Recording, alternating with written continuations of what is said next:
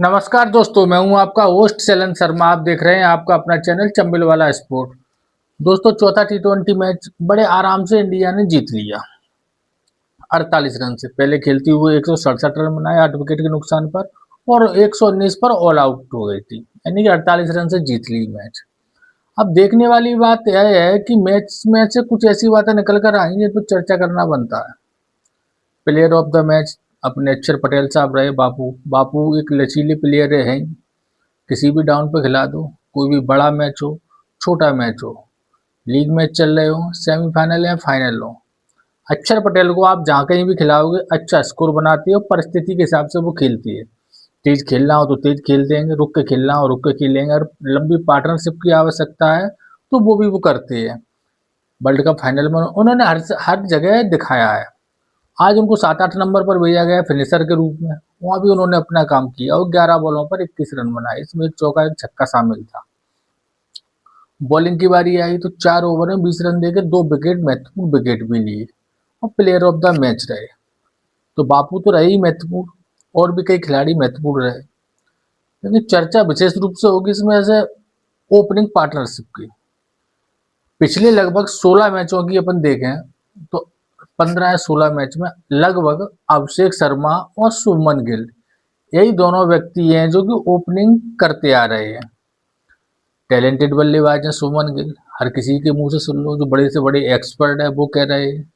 Test team के कप्तान हैं, वनडे टीम के कप्तान हैं और टी20 के भविष्य के कप्तान हैं। टी20 में जगह ना बनते हुए उनको टीम में लिया गया है। लेकिन तुलनात्मक रूप से अपन देखें, पिछले 16-17 मैचों की अगर अपन देखेंगे तो अभिषेक शर्मा और दोनों साथ साथ आए। दोनों साथ में आए तो स्वाभाविक है कि जो बॉलिंग करने बॉलर आए हैं उनको दोनों ने खेला। जो मैदान है वो दोनों के लिए सेम है। किसी जो पिच है वो भी सेम है, वेदर मौसम है वो भी सेम है दोनों के लिए। लेकिन बल्लेबाजी में इतना अंतर क्यों है? और टैलेंट की बात की जाए तो अभिषेक शर्मा से कई गुना अधिक टैलेंटेड बल्लेबाज हैं। फिर बल्लेबाजी में इतना अंतर है वो आप देखिए। पिछले 16 मैच की बात करें तो अभिषेक शर्मा ने बनाए 733 रन। अब वही शुभमन गिल के रन देखो भाई, पिछले 16 मैचों में कितने हैं? उनके रन है 314, यानी कि आधे से भी कम। इतने टैलेंटेड बल्लेबाज, हर 16 कलाओं में भरपूर, उसके बावजूद रन कितने हैं अभिषेक शर्मा के सामने? मात्र आधे। एवरेज अभिषेक शर्मा का 45 का एवरेज है, शुभमन गिल का 19 पॉइंट लगभग 19.5 का मान लो आप। तो आप समझो, यानी कि एवरेज आधे से भी कम। स्ट्राइक रेट देखो आप, 197 की, 197 की है अभिषेक शर्मा की और 136 की है शुभमन गिल की। अब आप यह बताओ इतना अंतर क्यों? एक विशेष अंतर और देखिए आप, 16 मैचों में अभिषेक शर्मा ने 46 सिक्स लगाए हैं, यानी कि 46 छक्के, 46 सिक्स। अब तुलना करो, आप अंदाज लगाओ कि सुमन गिल ने कितने लगाए होंगे। भाई 20 लगाए होंगे, 22 25। जब हर चीज में वो आधे पे हैं तो इसमें भी होना चाहिए, लेकिन आप अंदाज नहीं लगा सकते कि कितना डिफरेंस है। उन्होंने 46 छक्के लगाए हैं और सुमन गिल ने मात्र 5 छक्के लगाए हैं।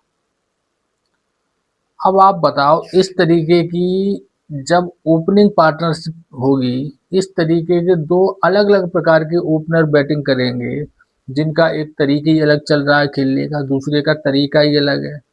तो वर्ल्ड कप 2026 जो बहुत ही नजदीक आ रहा है, 3-3.5 महीने बचे हैं उसमें उसमें किस तरीके की अपन उम्मीद करें कि ओपनिंग साझेदारी बहुत अच्छी अच्छी बड़ी बड़ी होंगी, बड़ी बड़ी टीमों के खिलाफ, और इंडिया वर्ल्ड कप जीतेगी। जब शुरुआत ही खराब होगी या धीमी होगी तो क्या मतलब है? भाई एक समय केएल राहुल भी ओपनिंग किया करते थे और टैलेंट के मामले में केएल राहुल को कम नहीं है, लेकिन उनको क्यों हटाया गया कि साहब वो एक ओवर तो मैडन ही खेल देते थे। पूरी टीम 20-20 ओवर का मैच खेलती थी, इंडिया 19 ओवर का खेलती थी। इस कारण से उनको हटाया गया कि इंडिया के रन 150 60 70 ही बनते थे। 2020-22 के वर्ल्ड कप खराब गए, फिर एकदम तब्दीली लाई इंडिया ने, ताबड़तोड़ क्रिकेट शुरुआत की और उसके फल ये है कि इंडिया लगभग हर 4-5 मैच के बाद ही एक आध मैच हारती है। अब वही स्थिति सुमन गिल फिर ला रहे हैं। इसके पहले संजू सैमसन थे तो बढ़िया चल रहा था, लेकिन इतना डिफरेंस दोनों में, जबकि बॉलर समान है। वो हेजलवुड इनको फेंकेंगे तो वो हेजलवुड उनको फेंकेंगे। वो साइंस है अफरीदी इनको फेंक रहे हैं अभिषेक शर्मा को, वो साइंस है अफरीदी अभिषेक शर्मा को फेंक रहे हैं, वो गिल को फेंक रहे हैं। वो अगर दुबई की पिच पे वो खेल रहे हैं अभिषेक शर्मा, वो ये खेल रहे हैं। वो अगर ओवल के मैदान पे यह खेल रहे हैं तो ओवल पे ये खेल रहे हैं, लेकिन इतना अंतर। फिर भी कोई चर्चा नहीं है कि इनको हटाया जाए टीम में। भाई 2026 का वर्ल्ड कप नजदीक है, अगर अपनी ओपनिंग इस तरीके की गड़बड़ रहेगी तो वर्ल्ड कप जीतने के सपने देखना भूल जाना चाहिए। तो दोस्तों एक तो यह महत्वपूर्ण बात थी। दूसरी बात है कप्तान सूर्य कुमार यादव। टीम जीत रही है इसलिए उन पर अधिक चर्चा नहीं हो रही है, यह बात सत्य है। सूर्य कुमार यादव रन भी बना रहे हैं, तेज रन बना रहे हैं। 10 बॉल पे 20 रन बनाए उन्होंने, आज 2 छक्के लगाए, 200 की स्ट्राइक रेट है, सब बात है। लेकिन सूर्य जिस प्रकार के खिलाड़ी है, जिस प्रकार की पूर्व में उन्होंने पारियां खेली है, वो पारियां नदारत है। पिछले लगभग 20 मैचों से वह पारियां नहीं आई। वो लंबी लंबी पारी 70-80 की 30-40 गेंदों पर जो आती थी। तो 2026 वर्ल्ड कप के लिए एक ऐसी शंका वाली बात तो थोड़ी उभर के सामने आ रही है कि भाई सूर्य कुमार यादव का फॉर्म में होना अति आवश्यक है अगर इंडिया को world cup T20 world cup 2026 जीतना है। क्योंकि वह कप्तान है, जब कप्तान लीड करता है तो टीम की एक मनोस्थिति अलग होती है, एक कॉन्फिडेंस अलग ही प्रकार का होता है। लेकिन अभी सूर्या के पास समय है। ऑस्ट्रेलिया ऐसी पिचें जो उन्हें भाती थी वहां भी वो अच्छा नहीं कर पा रहे। अब लास्ट मैच बचा है, देखेंगे उसमें वो कुछ कर पाते हैं या नहीं। पारी उनकी आ रही है, स्टार्ट उनको मिल रहा है, लेकिन अच्छे तरीके से उस पारी को फिनिश वो नहीं कर पा रहे हैं। तीसरी चीज जसप्रीत बुमराह। जसप्रीत बुमराह के बारे में कुछ कहना सूरज को दिया दिखाने के समान है। लेकिन पिछली कुछ पारियां आप देखो, जिस तरीके की चमक और जो धार लग रही थी वो एशिया कप से ही नदारत है, बिल्कुल दिखाई नहीं दे रही जसप्रीत बुमराह की बॉलिंग में।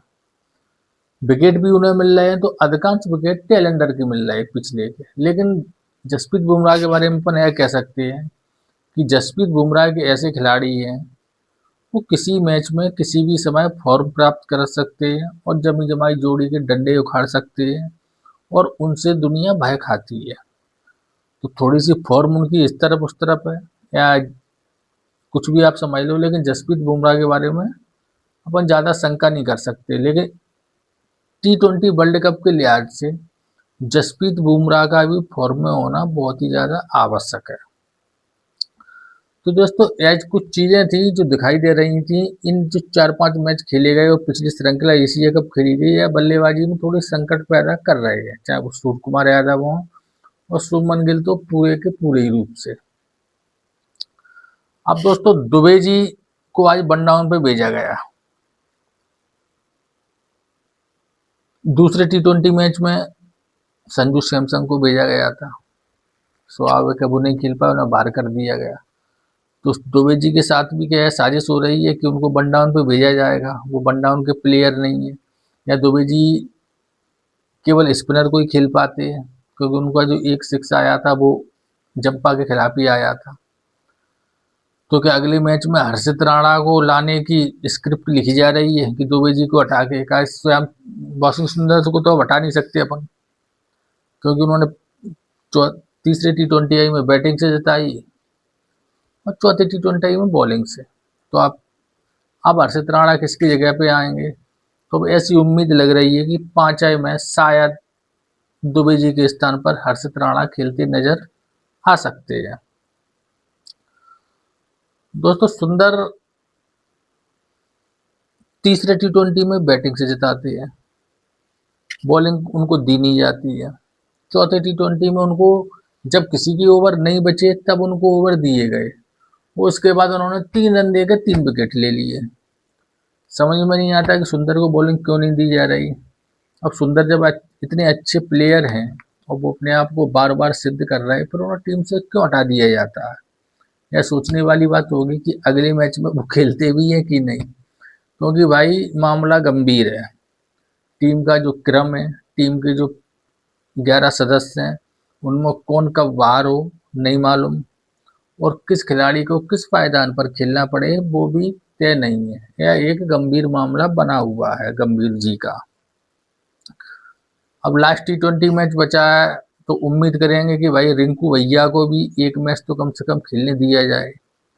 शायद टीम में वही एक ऐसे सदस्य हों, 15 सदस्य में जिसमें सबने एक एक दो दो मैच खेले हैं, लेकिन रिंकू को केवल पानी पिलाने के लिए उस संदेश वाहक के रूप में बड़ा प्रयोग किया जा रहा है। बड़ा स्पीड में जाते हैं वो, पानी की बोतल देने से पहले ही अपना संदेश सुना देते हैं और तुरंत भाग आते हैं।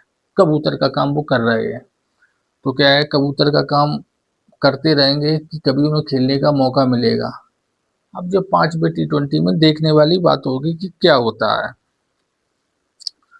तो दोस्तों, इंडिया कुल मिला के मैच जीत गई, श्रृंखला हारने का डर खत्म हो गया कि भाई अब ज़्यादा से ज़्यादा 2-2 से बराबर होंगे। जिस तरीके की परिस्थिति है, जिस तरीके की पिछले 2 मैच इंडिया खेली है, तो पूर्ण उम्मीद है कि आने वाला जो तीसरा और 5वां T20 मैच है, उसको भारत इन 2 मैचों की अपेक्षा और अधिक अच्छे तरीके से डोमिनेट करते हुए मैच जीतेगी और श्रृंखला 3-1 से जीत के जाएगी, ऐसी पूरी पूरी उम्मीद है। तो दोस्तों, आज के वीडियो में बस इतना ही। वीडियो अच्छा लगे तो लाइक करें और कृपया निवेदन है चैनल को सब्सक्राइब अवश्य करें। धन्यवाद।